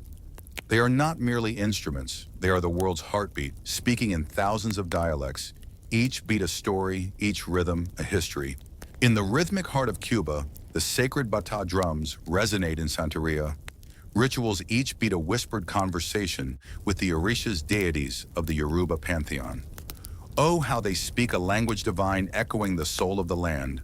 Over in Brazil, the thunderous Surdo and Cuica lead the samba parades, their vibrant beats infusing the air with joy, turning streets into rivers of dance, where every step is both a protest and a prayer, a celebration of life itself.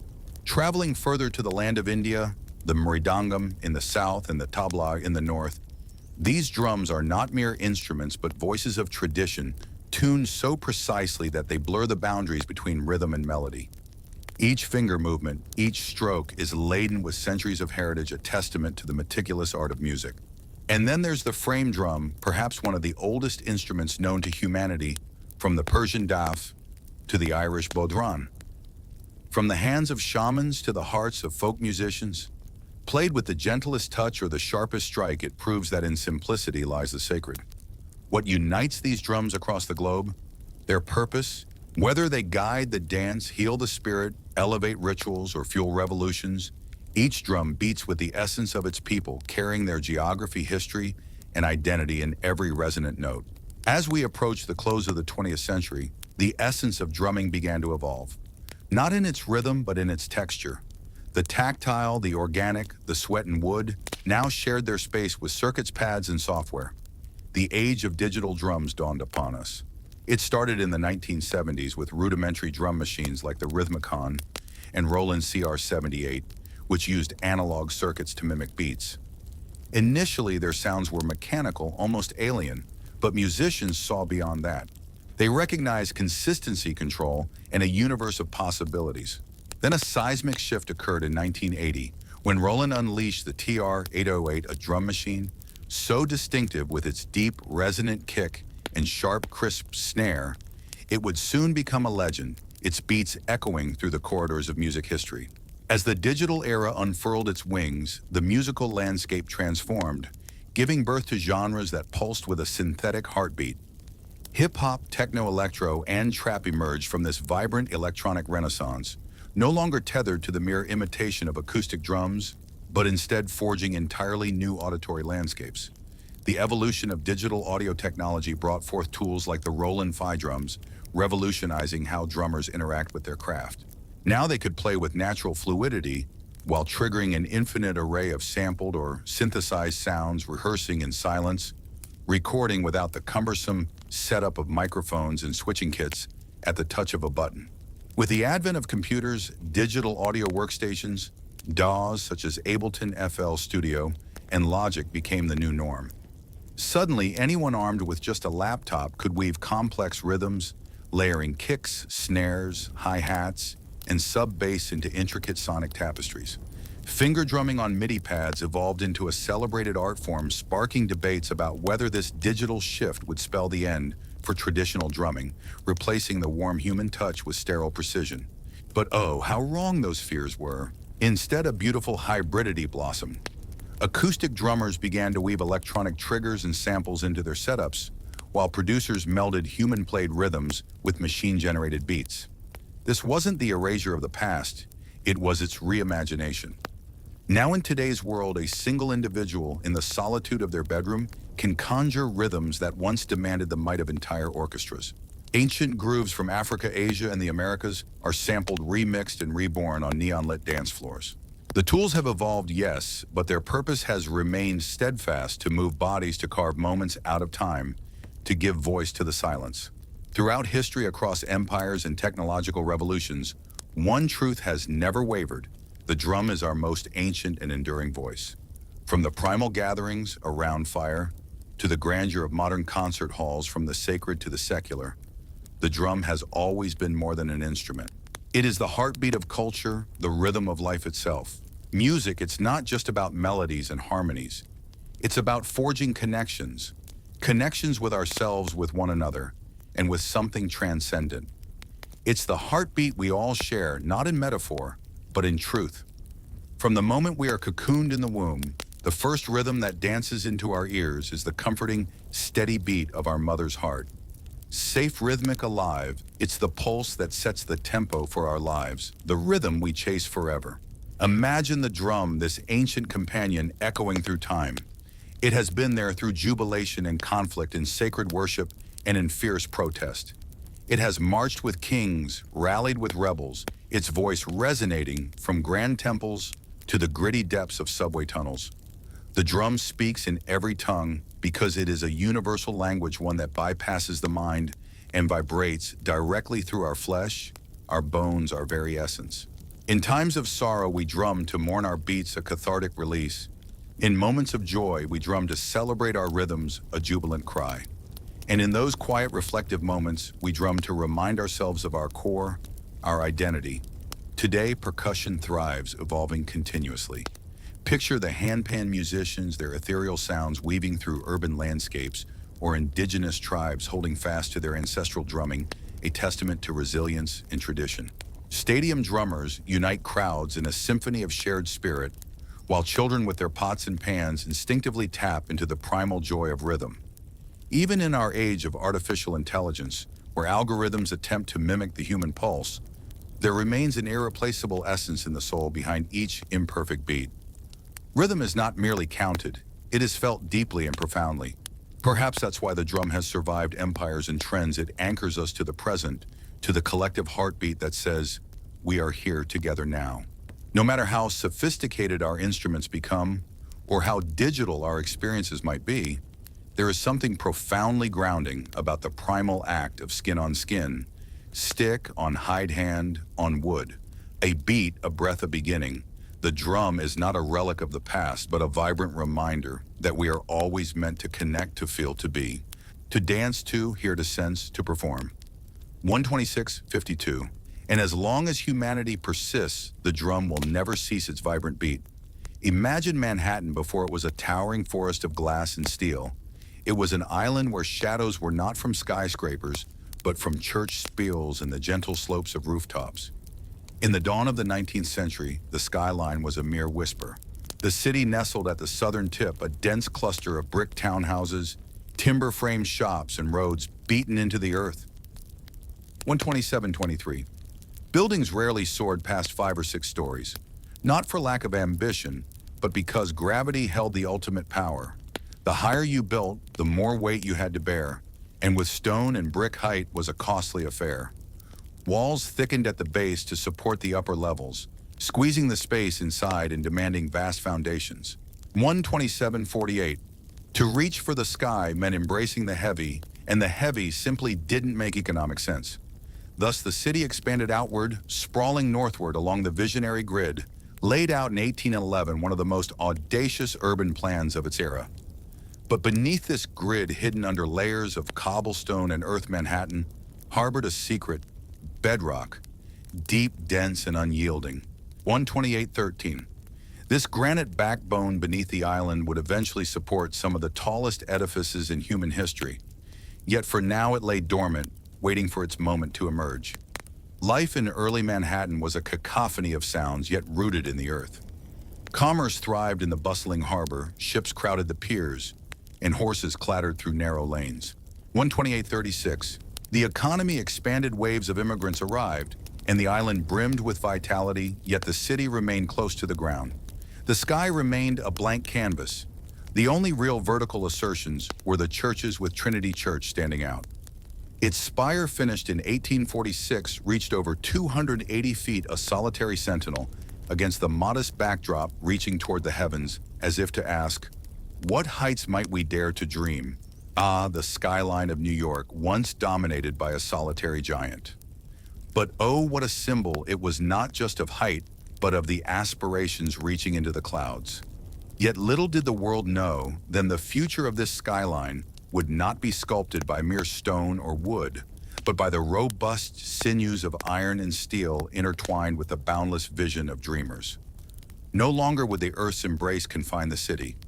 Manhattan would soar, transcending the limits of the ground beneath it.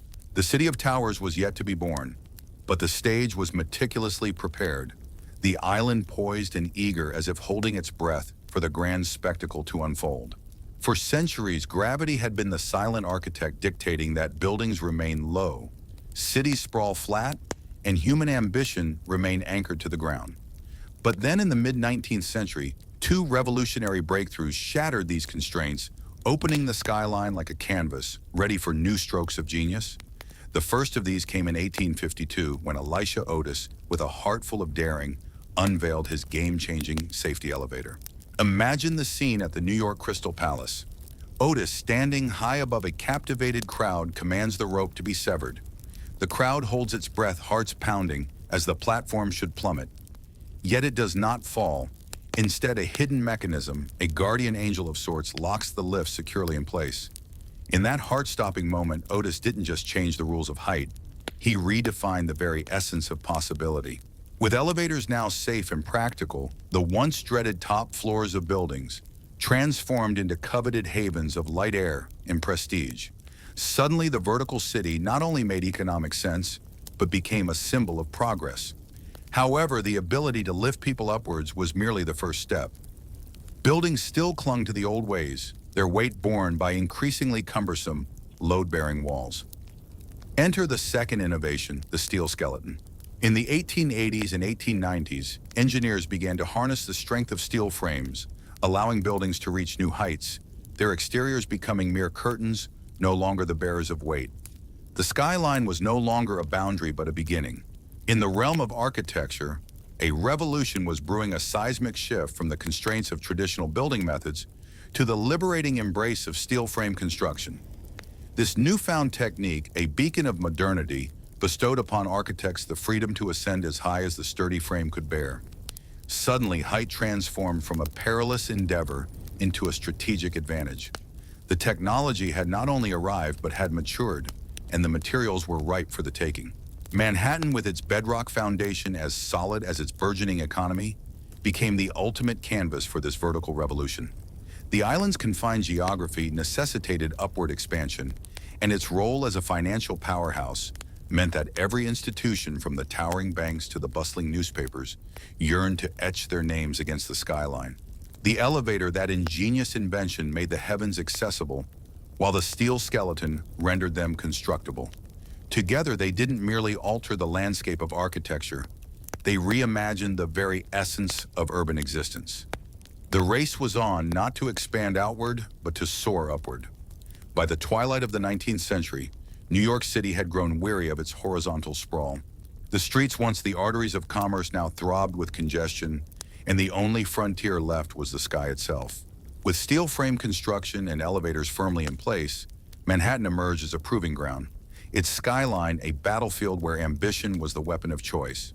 The initial salvos were launched in the 1890s. In 1890, the New York World Building, the headquarters of Joseph Pulitzer's newspaper dynasty, soared 20 stories above Park Row, briefly claiming the title of the world's tallest office building. However, its reign was short-lived. The Park Row building, not one to be overshadowed, soon claimed the crown in 1899, reaching a majestic 391 feet. Each new tower was not merely a testament to wealth, but a bold declaration of vision and progress. To reach higher was to proclaim, "We're the future." Thus, the skyline of Manhattan began to blossom with steel giants. The Singer Building, completed in 1908, stood majestically at 612 feet, surpassing not just its predecessors, but also the spire of Trinity Church, which had long been the city's vertical sentinel. Yet the reign of the Park Row Building, which proudly held its title for over half a century, was destined to end. In 1913, the Woolworth Building seized the crown, soaring into the heavens at 792 feet across 55 stories. This architectural marvel, conceived by Cass Gilbert and generously funded by the retail magnate Frank W. Woolworth, was not merely tall, it was a beacon of neo-Gothic splendor. Named the Cathedral of Commerce, it stood not just as a building, but as a testament to America's burgeoning power and ambition. This was no mere architectural competition, it was a battle of brands. Companies and institutions scrambled to erect the tallest, the most striking edifices, each striving to carve their legacy into the skyline. With every new peak, headlines were made. With every silhouette, a statement was declared. The skyscraper had become the ultimate emblem of presence, standing as a perpetual advertisement impossible to overlook. Below this towering ambition, the pulse of progress throbbed without pause. Steam shovels carved into the earth, riveters filled the air with the sound of steel meeting steel day in and day out. Immigrants and iron workers with nothing but their courage and determination balanced on steel beams hundreds of feet above the ground, crafting the city's future with their bare hands. As the 1920s swept through Manhattan, the skyline did not merely grow, it danced. This was the era of Art Deco, where architecture embraced not just height but style. The Jazz Age infused elegance into the very fabric of steel and stone, turning New York's buildings into icons of fluidity, light, and vitality. Among these, the Chrysler Building emerged as the most mesmerizing. Completed in 1930, it briefly claimed the title of the world's tallest at 1,046 feet. Commissioned by the automotive tycoon Walter Chrysler, it was not just a monument to corporate success, but a masterpiece of design.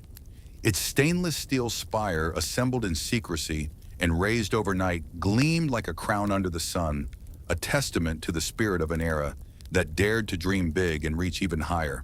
Atop the Chrysler Building, ornamental eagles, reminiscent of the majestic hood ornaments of yesteryear, stood sentinel, their sharp curves and artful detailing not merely touching the sky, but seducing it with their allure. Yet the skyline saga was far from over. Mere blocks away, another Leviathan was rising, challenging the Chrysler for supremacy. The Empire State Building, completed in 1931 amidst the gloom of the Great Depression, soared to an unprecedented height of 950 feet, wresting the crown from its rival and holding it for nearly 4 decades. Constructed in a mere 410 days, this monument was not just an architectural feat, but a defiant declaration New York endures. As much of America grappled with economic despair, Manhattan thrust skyward its buildings, embodying the era's dual nature, elegant yet aggressive, hopeful yet fiercely competitive. The Art Deco style captured these contradictions, blending geometric precision with a graceful mythical aura. These towers were more than mere structures. They were sculpted art pieces, beacons of potential glowing against the night sky. Yet beneath their shimmering exteriors lay a deeper purpose. These skyscrapers were not just the dreams of barons and moguls seeking profit. They yearned for a legacy, a lasting imprint on the skyline and in history. By the close of the 1930s, Manhattan's silhouette had evolved into a testament of ambition. The city was no longer merely a hub of finance. It had become a cathedral of aspiration, its skyline not whispering progress, but proclaiming it with thunderous zeal. Post-World War II, the skyline of Manhattan transitioned into a new era, one characterized by simplicity and corporate efficiency. The ornate charm of Art Deco yielded to the stark, functional beauty of glass and steel. America, now a global superpower, saw New York as its executive suite. The skyline mirrored this shift not with decorative spires, but with towering monuments of streamlined efficiency. In 1952, the United Nations Secretariat Building marked this new chapter, its austere design a testament to a world where form followed function, where the grandeur of ambition was tempered by the demands of a new post-war reality. As the dawn broke over the East River, a magnificent structure emerged, its audacious silhouette, a testament to a new era. 37. 32. Imagine the headquarters, a bold, boxy glass tower, standing proud with its low marble wings spread out like welcoming arms. It was more than a building, it was an architectural declaration heralding a shift towards a global diplomatic and futuristic ethos. What a sight it must have been, this beacon of the atomic age, setting the stage for the transformations to come. Next in line was the Lever House in 1952, followed by the Seagram Building in 1958. 137-59. These were not mere buildings. They were icons of the international style. Their curtain walls of reflective glass and steel frames a minimalist homage to efficiency and modernity. No cathedrals or castles here, but rather machines precise, modern, and ruthlessly practical. Oh, how they stood not to dazzle with ornamentation, but to embody the spirit of their time. The Seagram Building, crafted by the visionary Ludwig Mies van der Rohe, was particularly transformative. 1-38-24, with its bronze-tinted glass uniform grid and expansive open plaza, it introduced a new urban persona. It did not seek to impress with flourishes, but projected an aura of order, discipline, and undeniable power. This was corporate architecture in its zenith, cold, beautiful, and authoritative. As commerce flourished, so did the skyline. Midtown transformed into the epicenter for America's corporate giants, from banks to media empires, law firms to tech moguls. 138, 52. These new skyscrapers weren't vying for aesthetic supremacy. They were in a race for space location and skyline dominance. The era of spires and gargoyles had passed. In their stead rose mirrored monoliths, these anonymous giants reflecting not only the sky, but the very aspirations of Wall Street. In their silent, stark simplicity, these towers spoke volumes. They narrated the tale of a nation infatuated with growth, precision, and modernity. 139. 17. They sculpted the corporate era, influencing urban landscapes worldwide. Yet amidst this sea of glass and steel, one truth persisted. The skyline was still a symbol, now murmuring power rather than proclaiming beauty. By the late 1960s, New York, a city already soaring with architectural marvels, harbored dreams that stretched even further into the sky. At the southernmost edge of Manhattan, an ambitious vision began to take form, one that would redefine the city's silhouette forever. Here, twin giants would soon rise, audacious and unprecedented, casting their long shadows over the city's history. These were the Twin Towers of the World Trade Center, a bold statement in the concrete jungle. Designed under the watchful eye of the Port Authority of New York and New Jersey, this project wasn't merely about commerce. It was a global beacon of trade. Architect Minoru Yamasaki envisioned these towers with a minimalist flair that was radical for its time. Vertical lines soared, clad in aluminum, without the traditional setbacks, each tower reaching over 600 feet into the clouds, eclipsing all predecessors. The ambition was not just architectural. It was a philosophical declaration, a testament to global interconnectedness, a modern-day temple to the gods of capitalism. Construction commenced in 1966, necessitating the raising of Radio Row, a vibrant neighborhood, to make way for these titans. The very ground beneath was an engineering puzzle requiring the innovative slurry wall technique. This allowed the foundations to delve deep into the soft riverbed, holding back the mighty Hudson River, a feat that was as much a marvel of engineering as it was of human ambition. Upon their completion in 1973, the Twin Towers stirred a storm of opinions. Some decried them as sterile or boxy, lamenting the loss of more ornate architectural styles. Yet to countless others, they were symbols of pure presence, exuding confidence and command. They did not flirt with the sky like the Chrysler Building or taper gracefully like the Empire State. They stood as steadfast sentinels, twin pillars of certainty and scale. More than mere structures, the World Trade Center became an emblem of international business unity and American prowess. From every corner of the globe, people flocked to its observation decks, dined at the famed windows on the world, or simply stood in the plaza below, necks craned in awe. What an era it was when buildings could stir such wonder, such controversy, and such pride. For nearly 3 decades, those twin towers stood sentinel over Lower Manhattan. They were the anchors of the skyline, lending it a sense of symmetry and gravitas unmatched by any other city's edifices. Even as skyscrapers rose taller elsewhere, none captured the iconic essence quite like those 2 towers standing side by side. Yet the skyline transformed once more, this time, not through the delicate touch of ornamentation or the stroke of architectural genius, but through sheer monumental ambition. Then on the fateful morning of September 11th, 2001, Manhattan's silhouette was irrevocably altered. Not by the gentle nudge of cranes or the meticulous hands of builders, but by the brutal force of violence in the thick veil of smoke. In less than 2 hours, the World Trade Center's Twin Towers, those twin symbols of prosperity and progress, crumbled into dust fire and mangled steel. Thousands perished, and the very icons that had once defined the southern tip of the island were no more. This was not merely an attack on physical structures or human lives.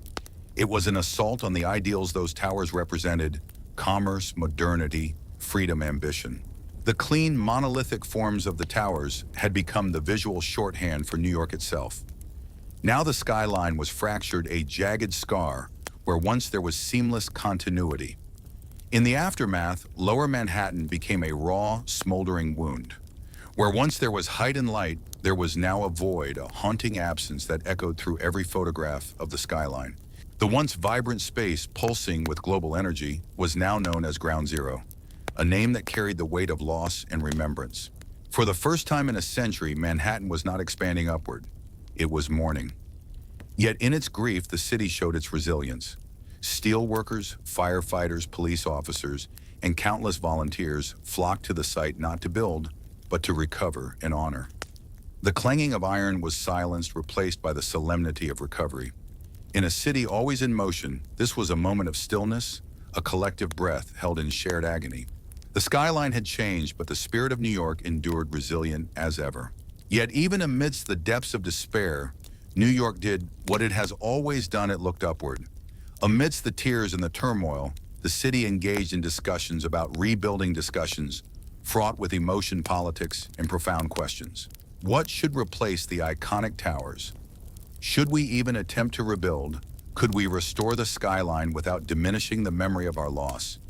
For years, that gaping void in the earth remained an aching reminder of what once stood proud and what was brutally taken away. It became a sacred space hallowed by the pain and the resilience of those who mourned. Gradually, however, plans began to take shape. Architects and visionaries drafted designs, cranes swung back into action, and steel beams returned not to erase the tragedy, but to build anew alongside it. Before any structure rose, one undeniable truth emerged. The skyline was no longer merely a testament to power or ambition. It had transformed into a living memorial, its silhouette etched with both the glory of triumph and the scars of tragedy. The narrative of New York was far from concluded. In the wake of such devastation, a city celebrated for its velocity, its ambition, its relentless movement paused. Not in defeat, but in reflection to envision what could be. Rebuilding the Manhattan skyline post 9/11 was more than an architectural challenge. It was a quest for identity. What could possibly take the place of the Twin Towers? Could anything? The answers, when they came, did so with deliberation. In 2003, the design by architect Daniel Libeskind was chosen for the new World Trade Center site. This was not merely about erecting another skyscraper. It was about healing, about preserving memory, and about renewal. The plan envisioned a fusion of commercial spaces with public memorials, green parks, transportation hubs, and spaces bathed in light. This was not a return to what had been. It was a bold statement of what could be. At the core of this rebirth stood the new One World Trade Center, initially christened the Freedom Tower. Rising from the northwest corner of Ground Zero, it was destined to be the tallest structure in the Western Hemisphere, reaching a symbolic 1,776 feet, a tribute to the year of America's birth. But this height was more than a nod to patriotism. It was a beacon of resilience, a testament to the enduring spirit of a city that refuses to be defined by its tragedies.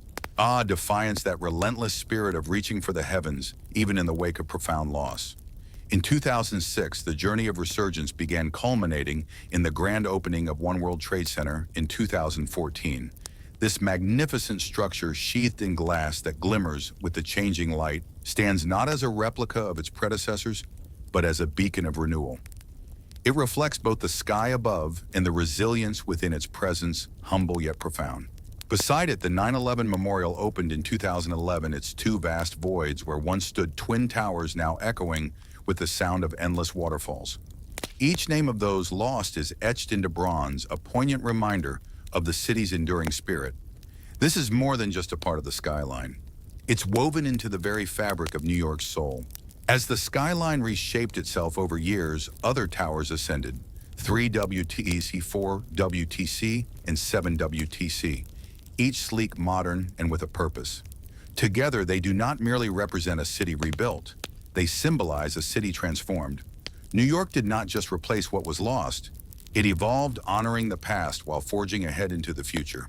In this rebirth, New York reminded the world of something deeply American, deeply human. You can demolish a city, but you can't prevent it from rising anew. Today, the Manhattan skyline stands as more than a mere assembly of buildings. It is a living emblem of ambition, resilience, and the American dream itself. No other silhouette in the world bears such profound significance. It's a part of pop culture etched into history and memory, recognizable with just a few simple lines. This skyline tells a tale of audacious engineers, of iron workers, with nerves of steel, of architects who dreamt of spires touching the clouds, and of immigrants who traversed oceans to lend their hands in its creation. It's a narrative of risk of reward, of relentless reinvention, the very essence of New York's heartbeat. The skyline of Manhattan, ever alive, ever transforming. Oh, how it has stretched and evolved through the years, reaching heights previously unimagined. Yet the vertical race has shifted, moving uptown, where the air is thin and the views are priceless. Along Billionaire's Row, slender giants like 432 Park Avenue Central Park Tower and 111 West 57th Street pierce the clouds, standing as towering needles above Midtown. These skyscrapers' engineering marvels are designed for the elite, their pencil-thin silhouettes a testament to modern ambition. Are they merely symbols of inequality, or are they the architectural embodiment of human aspiration? Meanwhile, over in Hudson Yards, an entirely new urban landscape has emerged from what was once mere rail yards. Here, gleaming glass towers, vibrant public art, and corporate headquarters have taken root, expanding the city's skyline westward. As New York evolves, its skyline not only grows but holds on to its history with a firm grip. The Empire State Building still lights up the night sky, the Chrysler Building gleams with the morning sun, and One World Trade Center stands as a solemn tribute to resilience. More than any monument or statue, it is this skyline that truly defines New York City. It's not just about the physical form, but the profound meaning behind it. This is a place where humanity has repeatedly dared to build skyward through times of prosperity, recession, conflict, and recovery. The city of millions is reflected in this steel and glass tapestry. The skyline doesn't just mark the city's boundary, it marks the inception of dreams.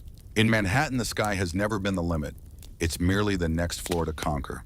We thank you from the depths of our hearts for joining us on this journey through the ever-changing tapestry of New York's skyline. Please share your thoughts in the comments below. Give this video a like if it touched you. Share it with those who need to see the beauty of ambition, and consider subscribing to our channel to continue exploring the wonders of our world together. Remember, here the sky is just another beginning.